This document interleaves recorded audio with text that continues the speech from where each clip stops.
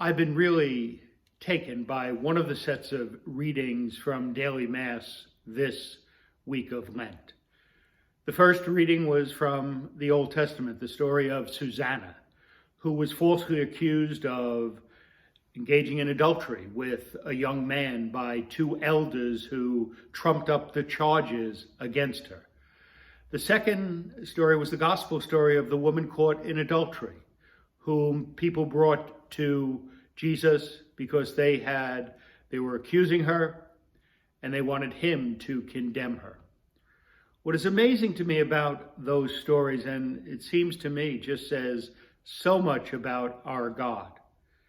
In the first story, Susannah, unjustly accused, finally vindicated, but not easily. There was a lot that had to be gone through in order to have everybody be aware of her innocence. But at the end of the day, her innocence is proclaimed.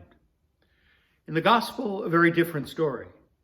There's no indication that the accusations were false. And yet at the end of the day, Jesus says, I'm not going to condemn her. Go your way, I forgive. Both of those stories seem to me, in a very, very different way and from very different perspectives, indicate that our God is a God of life, of forgiveness, of mercy, of letting people go on their way, giving them a chance to do the right thing, making sure that the unjustly accused are vindicated. It doesn't always happen in our world, but fortunately, in God's eyes, it does happen.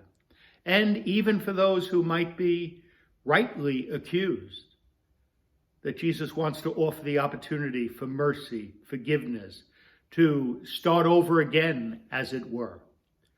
Boy, in these days when we're dealing with so much suffering, so much pain, so much innocent suffering, that these stories seem to me to be just such an opportunity to hope in God's mercy, hope in God wanting to give us life. We're in this for a while, but the scriptures and these particular stories show us that God walks with us when we need our innocence justified and when we need our guilt forgiven.